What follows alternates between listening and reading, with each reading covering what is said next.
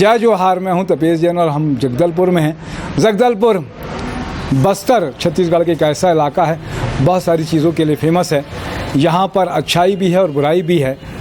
बुराई की बात करें तो नक्सलवादी हिंसा हालांकि यहाँ पे शहरों में नहीं होती है, बहुत इंटीरियर में है, लेकिन आज भी लोग समझते हैं किस तरह की चीज़ें। और अच्छाई ये है कि यहाँ के लोग आदिवासी वनवासी जिसको हम लोग सब मानते हैं, सीधे साधे और बहुत ही अच्छे लोग। जितने अच्छे लोग हैं यहाँ पर कि कहा नहीं जा सकता। हमारे साथ में श्रीमती करमजीत कौर जी हमारे साथ में हैं, पढ़ी लिखी महिला हैं और अपने दायित्व को समझती हैं। एक पोर्टल और साप्ताहिक अखबार का संचालन भी करती हैं। द बस्तर केयर फाउंडेशन के नाम से एक NGO भी आप यहाँ पे संचालित करती हैं, जिसके तहत में एक बड़ा विषय है पैड वुमेन के नाम से भी यहाँ पे लोग जानते हैं। शिक्षा की कमी है, दुर्गम क्षेत्र हैं और बहुत सारी समस्याओं का सामना, विषम परिस्थितियों में रह के आप काम कर रही हैं। करमजीत जी, मेरे तो आपको सबसे पहले साधुवाद और आपको बहुत बहुत शुभकामनाएं। और आपकी हिम्मत की मैं तारीफ़ करूं, प्रशंसा करूं, शुभकामनाएं दूं तो उतना कम है। 2013 से द बस्तर केयर फाउंडेशन के तहत में आप जो ये काम कर रही हैं पैड वुमेन के नाम से, गांव-गांव जाके उनको जागृत करना और उसको उपलब्ध भी कराना, पैड को बड़ा काम है। क्या कुछ कहना चाहती हैं आप लोग? निसंदेह बहुत बड़ा काम है। और चूंकि बस्तर के ग्रामीण क्षेत्रों में जो महामारी है उसको एक बीमारी के रूप में जाना जाता है, इसलिए इस सब्जेक्ट पे कोई बात करना पसंद नहीं करता। हम ग्रामीण क्षेत्रों की बात क्या करें, हम शहरी पढ़ी लिखी अगर महिलाओं की भी बात करूँ तो वो भी इस सब्जेक्ट पे बात करने से संकोच करती हैं। तो मन में बड़ा कुछ था, चूँकि मैं बस्तर में पली बड़ी हूँ और मेरे ऊपर कर्ज है बस्तर का, तो मुझे ऐसा लगता था कि कुछ ना कुछ बस्तर के लिए करना है। चूँकि महिला अधिकारों के लिए विगत कई सालों से कार्य कर रही हूँ, तो मन में कहीं ना कहीं था कि यहाँ की जो बेटियाँ हैं वो पढ़ लिख कर अच्छे मुकाम पर पहुँचे। तो जब मैंने ग्रामीण क्षेत्रों में जाकर देखा तो वहाँ समझ में आया कि महामारी की जब शुरुआत होती है तो शर्म के मारे जो लड़कियां हैं वो स्कूल जाना छोड़ देती हैं। तो मन में बड़ी चिंता हुई कि अगर मेरे बस्तर की बेटियां पढ़ेंगी नहीं तो हमारा बस्तर का उज्जवल भविष्य कैसे गढ़ा जाएगा। इसी उद्देश्य को लेकर मैंने सेव नोनी से बस्तर अभियान की शुरुआत की और 2017 से मैंने पैड बैंक की स्थापना की और उसके बाद से लगातार मैं बस्तर के ग्रामीण क्षेत्रों में जाती हूँ, जागरूकता अभियान चलाती हूँ और उनको निःशुल्क जो है सैनिटरी नैपकिन उपलब्ध करवाती हूँ। क्या लगता है कभी आपको याद आता हो कि इस पूरे काम में बड़ी विषम परिस्थिति का सामना करना पड़ा? लोग विरोध भी करते हैं कि आप क्या ये बात कर रहे हैं या नहीं कर रहे हैं, क्योंकि उस तरीके का एजुकेशन नहीं है। हालांकि बस्तर के लोग तो बड़े सीधे साधे हैं। मैंने यहाँ पर देखा, यहाँ की बच्चियाँ भी जो है बहुत सारी चीज़ें हैं कि शर्मीली हैं, संकुचाती हैं, कुछ अपनी समस्या की तो बात ही नहीं कर पाती। कैसा लगता है आपको? ऐसी समस्याओं का सामना दो चार करना पड़ा होगा आपको? देखिए, जब हम ग्रामीण एरिया में गए, जब हम महिलाओं से हमने बात करने की कोशिश की तो वो भागती हैं, शर्माती हैं। लेकिन जो पढ़ी लिखी बच्चियां हैं बस्तर की काफ़ी जागरूक हैं, जो मुझे समझ में आया। वो इस सब्जेक्ट पे बात भी करती हैं, वो रखती भी उन चीज़ों को। तो विरोध तो कई जगह हुआ, कई जगह हमें पुरुषों ने बोला कि अरे मैडम, आप तो हमारे घर की महिलाओं को बिगाड़ रही हैं, आप कैसी बातें कर रही हैं। लेकिन धीरे धीरे समझाने का प्रयास किया तो लोग समझे भी। एक बड़ा ही मार्मिक किस्सा मैं आपको सुनाना चाहूँगी। हम नक्सली क्षेत्र गए थे, मारडूम, गुर्राम, गाटम। तो मुझे अच्छे से याद है, गुर्राम की एक बुजुर्ग महिला थी। चूँकि मुझे गोंडी नहीं आती तो मैं अपनी बातें रख रही थी और मेरी बातों का अनुवाद जो है वहाँ के आंगनबाड़ी कार्यकर्ता गोंडी में कर रही थी।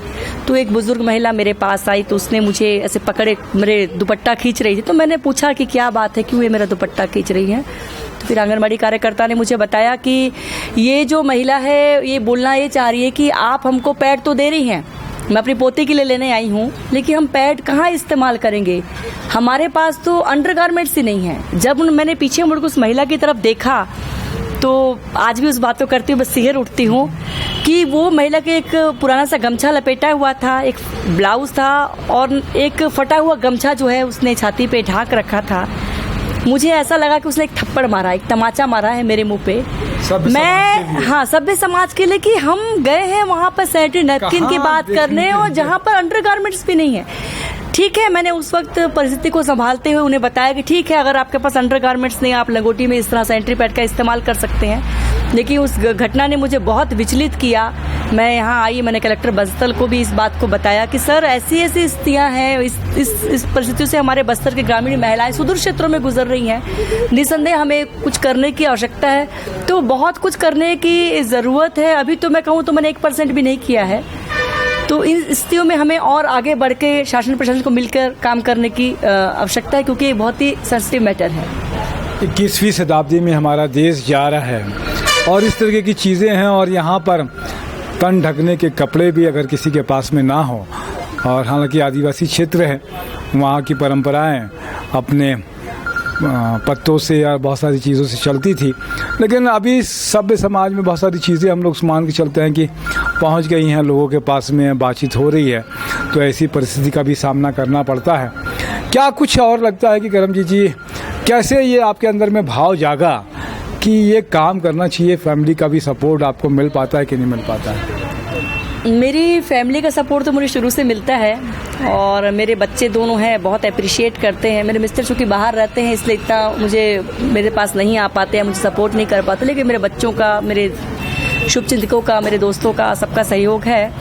अब अगर सब्जेक्ट आप मुझसे पूछे कि शुरुआत मैंने कैसे की, तो मैं आपको बताऊं कि एक बार दंतेवाड़ा गई थी मैं, 2016 की बात है। वहाँ से लौट रही थी तो बहुत ज़्यादा प्यास लगी थी, तो कहीं आसपास दुकान नहीं थी, तो एक 4-5 झोपड़ियाँ बनी हुई थी। एग्जैक्टली जगह का नाम मुझे ध्यान नहीं आ रहा। तो वहाँ पर मैंने पानी मांगा, तो वहाँ पर एक लड़की जो लंगड़ा के चल रही थी, बच्ची होगी मेरे ख्याल से 12-13 साल की। तो फिर वहाँ एक शिक्षित बच्ची बैठी थी, मैंने उससे पूछा कि इसको क्या हुआ है। फिर उसने मुझे बताया कि नहीं, इनको मेंसेस आई हुई है। मैं बोली मेंसेस आई हो तो इस तरीके से क्यों लगड़ा के, मतलब कराहती हुई क्यों चल रही है? तो उसने मुझे बताया कि हम लोग यहाँ पर जो है ग्रामीण क्षेत्रों में पत्तों का इस्तेमाल करते हैं, मिट्टी का इस्तेमाल करते हैं, कपड़े भी उतने अच्छे मतलब साफ़ सुथरे कहाँ होते हैं सर, जो पुराने फटे पुराने कपड़े हो तो उसको कहीं भी खोज के रख देती है महिलाएं, फिर उसी का इस्तेमाल करते हैं। तो उसको इन्फेक्शन बहुत ज़्यादा हो गया, जिस वजह से चल नहीं पा रही थी। तो फिर मैंने जब उससे लड़की काफ़ी टैलेंटेड थी, उससे जब मैंने बात की तो उसने मुझे बताया कि बहुत सी लड़कियां हैं जो पढ़ाई छोड़ चुकी है, लड़की भी पढ़ाई छोड़ चुकी है। तब मुझे लगा कि जो मासिक धर्म है वो हमारे शरीर का एक हिस्सा है, वो हमारी मतलब हमारे लिए ज़रूरी चीज़ है, लेकिन वो इतना बड़ा सब्जेक्ट नहीं है कि हम पढ़ाई छोड़ दें। तो एक हुआ है मन में, शर्मिंदगी है मन में, क्योंकि कोई बात नहीं करता, पेरेंट्स बात नहीं करते, बच्चों से बात नहीं करते, बच्चे झिझकते हैं, टीचर से बात नहीं कर पाते। और जब स्कूल में किसी बच्ची को मासिक धर्म आ जाते हैं, उससे कपड़े खराब आते हैं, अगले दिन से स्कूल जाना छोड़ देती है।